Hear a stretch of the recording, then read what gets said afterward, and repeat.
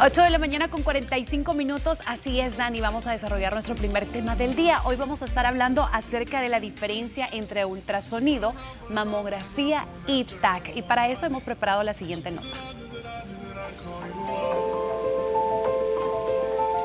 ¿Cuál es la diferencia entre los estudios de mama? Las pruebas de detección del cáncer de mama consisten en revisar las mamas de la mujer para detectar el cáncer antes de que aparezcan signos o síntomas de la enfermedad. Todas las mujeres deben recibir información por parte de su proveedor de atención médica acerca de las mejores opciones de pruebas de detección para ellas. Se llama tomar decisiones informadas y compartidas cuando se comunican los beneficios y riesgos de las pruebas de detección, y se decide con el proveedor de atención médica si la prueba de detección es adecuada para cada caso, y en caso afirmativo, cuándo lo tiene. Entre algunas pruebas de estudios de mama se encuentran ultrasonido. El ultrasonido del seno utiliza ondas sonoras para producir fotografías de la estructura interna del seno. Se le utilizan principalmente para ayudar a diagnosticar bultos en el seno u otras anormalidades que se hayan detectado. El ultrasonido es seguro, no es invasivo y no utiliza radiación. Mamografía. Una mamografía es una imagen de la mama tomada con rayos X. Los médicos usan las mamografías para buscar signos de cáncer de mama en sus etapas iniciales. Las mamografías habituales son las mejores pruebas con que cuentan los médicos para detectar el cáncer de mama en sus etapas iniciales, a veces hasta 3 años antes de que se puedan sentir. TAC mamario. Una tomografía para emisión de positrones, TEP, es un examen imagenológico que usa una sustancia radiactiva llamada marcador para buscar cáncer de mama. Ese marcador puede ayudar a identificar zonas de cáncer que una resonancia magnética o una tomografía computarizada pueden no mostrar. Aunque las pruebas de detección de cáncer de mama no pueden prevenir esta enfermedad, ellas pueden ayudar a encontrar el cáncer en sus etapas iniciales cuando es más fácil de tratar.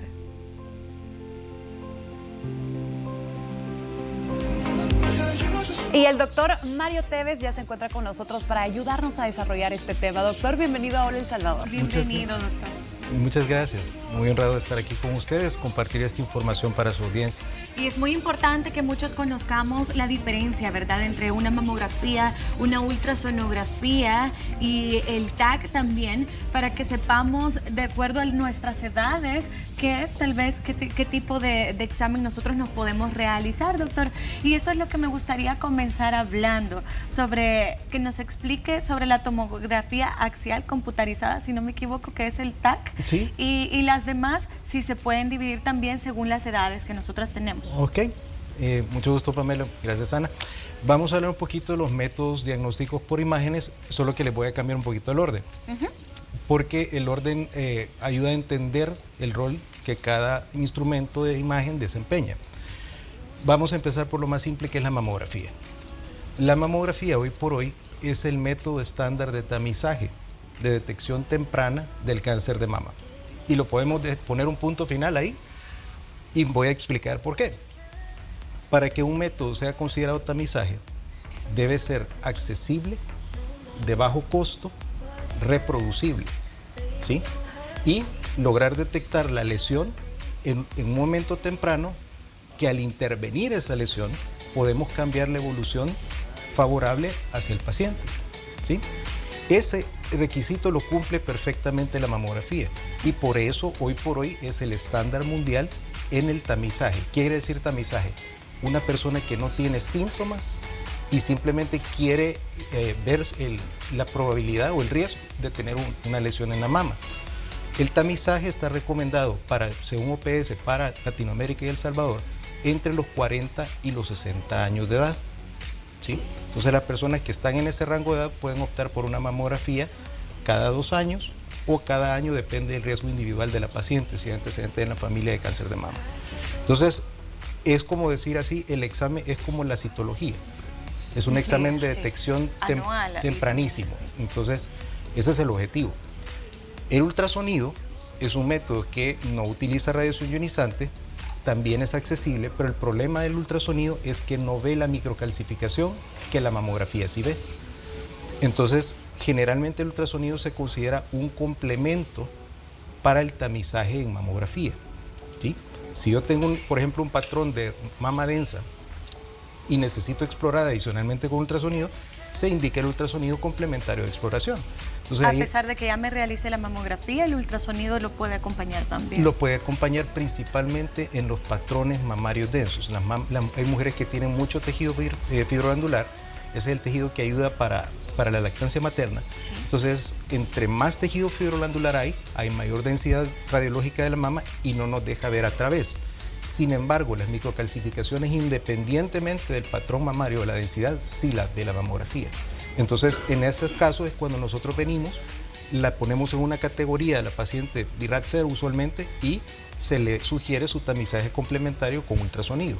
Ese es el rol del ultrasonido. Tiene otro rol también fuera del tamizaje que es, por ejemplo, anomalía palpable. Viene una persona, una mujer y se palpa un nódulo. El arma de elección en ese momento va a ser ultrasonido. Independientemente de la edad Independientemente de la edad.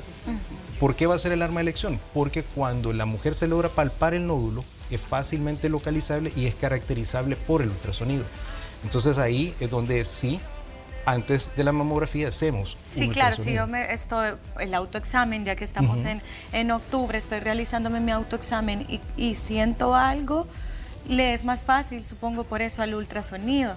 Si yo no logro sentir nada, entonces la mamografía se va a encargar de... Claro, ahora, por ejemplo, si usted se siente algo, Pamela, y usted es una mujer joven, entonces no la voy a exponer a radiación ionizante necesariamente, sí puedo determinar con ultrasonido qué es lo que usted siente ahí. Y ahí estaba mi consulta, porque usted mencionaba, con la mamografía podemos llegar como a más profundidad, pero en mi caso no se me recomienda realizarme una mamografía. En ese contexto de anomalía palpable, que se toca algo, no en ese momento. Ahora, si en el ultrasonido vemos algo que quiera complementar con una mamografía, puedo usar los dos exámenes para tener más información sobre eso. Aunque la paciente tenga 20 años. Aunque la paciente tenga 20 años. Por ejemplo, mamografía tampoco hay que pensar en límites de edad. Tampoco hay que ponerse, no, yo tengo menos de 40 años, entonces yo no me hago mamografía. No, porque hay pacientes que desafortunadamente tienen riesgo familiar. Si en la familia hay antecedentes de cáncer de ovario, colon o mama, la paciente puede empezar 10 años antes de la edad de incidencia, a la edad que le detectaron al familiar ese tipo de cáncer. Y qué bien que lo aclara, doctor, porque a la mayoría siempre se nos ha dicho que a partir de los 40, programar siempre la mamografía. Eso está bien en el contexto de tamizaje, pero si desafortunadamente en la familia hay un familiar, llámese abuela, mamá o padre, con antecedentes de cáncer, colon, mama o ovario, tiene que ser 10 años antes de la edad que le encontraron el diagnóstico al familiar. O sea, por ejemplo, si alguien tiene una madre con cáncer de colon a los 40 años de edad, a los 30 podría empezar un tamizaje la hija. Sí, la verdad que todo lleva un orden, ¿verdad? Y conocer bien el contexto para que nosotros sepamos realizar o sepamos que más o menos nos va a realizar el doctor después. Y ahora, ¿cómo entra entonces la tomografía axial? La tomografía axial yo la pondría en el último lugar. La que sigue sería resonancia magnética. Resonancia magnética es como un resolutor de problemas, es un troubleshooter. Ese sería el tercer estudio, entonces. No son en orden, pero sí es como otra arma importante, la tercera arma de elección en algunos casos, en que, por ejemplo, tengo un nódulo, ya sea visto por resonancia, por mamografía o por ultrasonido, pero no estoy completamente convencido de que eso sea maligno. Y como el paso siguiente sería una biopsia, puedo usar una resonancia para tomar la decisión si ese nódulo tiene un patrón benigno o un patrón maligno. Entonces, la resonancia ha venido a ayudar a disminuir el número de biopsias innecesarias. Claro. Y finalmente, la tomografía sirve principalmente para extensión. Cuando un paciente ya tiene una lesión en la mama, entonces queremos saber si hay metástasis en otro lado del cuerpo. Entonces buscamos pulmón, corazón, hueso, hígado, glándulas suprarrenales, páncreas, mama tiene esa particularidad, da metástasis en muchas regiones del cuerpo. Entonces la tomografía es el arma de elección en el contexto de paciente con cáncer de mama y es el screening completo. Y doctor, ¿y hay riesgos al realizarse este tipo de exámenes? Lo que siempre se platica y lo que van a encontrar en redes sociales, información, es la radiación. Entonces las consideraciones deben de hacerse en base a riesgos individuales. Por ejemplo, muchas entidades en Estados Unidos, si ustedes ven, American Cancer Society tiene ciertos guidelines, CDC tiene otras. Siempre el énfasis es el counseling con su médico, determinar el riesgo inherente que tiene la paciente por sus antecedentes para ponderar el beneficio que obtiene contra el riesgo de someterse a radiación ionizante en la mamografía. En la mamografía los mamógrafos han cambiado muchísimo. Por ejemplo, ahora son mamógrafos digitales con protocolos de alta resolución y baja dosis. En pantalla estamos viendo una mamografía. Esa es una mamografía. Ese es el equipo de mamografía. ¿Cuál sería la diferencia? De repente hay más de alguna mujer que nunca ha realizado algún tipo de estos exámenes y tal vez por temor. Ahorita estamos viendo la tomografía, ¿verdad? ¿Cuál sería la diferencia? Ya que vimos la mamografía, ahorita está el TAC, ya con el ultrasonido y la resonancia magnética. Básicamente la información que podemos extraer de ellos. Y el examen en sí, cuando yo voy a realizármelo, va a ser similar a lo que vemos en pantalla. Generalmente la tomografía es esa donita, igual la resonancia es una dona con una camilla que entra al equipo y adquiere la imagen.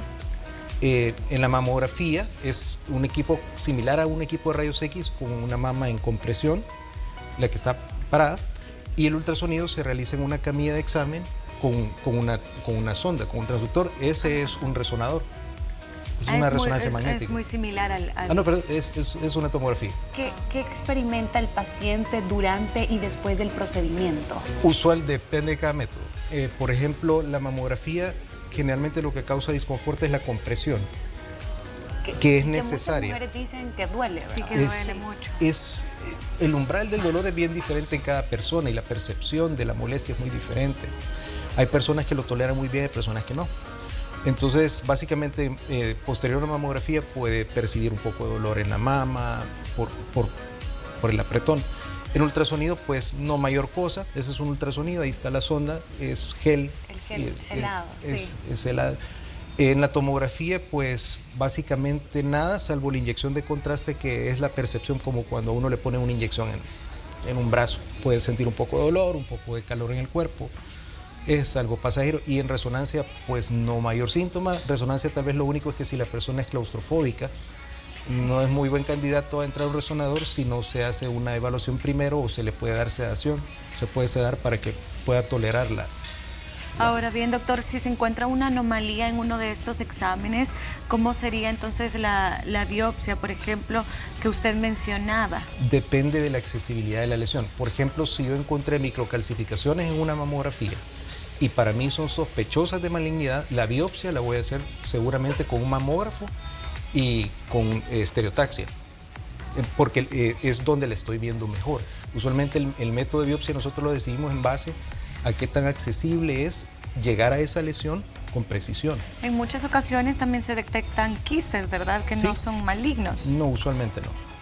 Entonces, por ejemplo, ahora, si yo tengo un nódulo palpable y la paciente tiene un nódulo palpable, lo veo por ultra, está claramente delimitado ultra, por ultra voy a dirigir mi aguja para obtener una muestra de ese nódulo.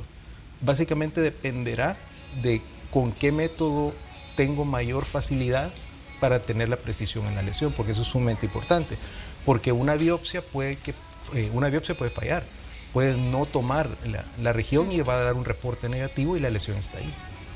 Doctor, y en estos 3 estudios del ultrasonido, de la mamografía y del TAC, en los 3 se puede ver el tamaño real, si es que yo siento algún nódulo, una pelota o algo. El tamaño es importante en cuanto a que se considera que las lesiones que son menores a 2 centímetros tienen menos probabilidad de tener extensión fuera del cuerpo. Por eso el tamaño es un parámetro importante. El tamaño se puede precisar básicamente por cualquiera de los métodos diagnósticos. Ahora, la tomografía no es un método diagnóstico para lesión de mama, es un método complementario de extensión para pacientes que puedan tener una lesión maligna, un cáncer. Ok. Doctor, ya para ir finalizando, ya conocimos que realmente es por decirlo así, un paradigma el designar estos exámenes por edades, ¿verdad? Sino que según la necesidad del paciente. Pero si me lo voy a realizar, ¿cómo debo de llegar preparada? Porque las mujeres en este caso también tenemos nuestro periodo menstrual, de repente a veces sí sentimos esos nódulos cuando andamos con nuestro periodo. ¿Cuál es el momento indicado para realizarme cualquiera de este tipo de Usualmente exámenes? fuera del periodo menstrual, porque las mamas están congestivas, entonces por ejemplo si va a una mamografía puede estar más sensible al apretón. En ultrasonido no hay mucha restricción, sí se le recomienda a las pacientes siempre llegar con el pelo recogido, no llevar el pelo húmedo ni suelto, evitar el uso de desodorantes porque tienen talcos, a veces que se usan como secante el desodorante, entonces pueden aparecer en la mamografía. Okay. Entonces siempre hay que llamar al lugar que va a hacer el estudio para las recomendaciones específicas. El TAC, por ejemplo, alimentación, ¿puede llegar normal? Debe ir en ayuno, en ayuno completo de 6 horas, por lo menos por el riesgo de que el contraste produzca náusea y el paciente pueda vomitar. Entonces si eso pasa es para disminuir el riesgo de aspiración.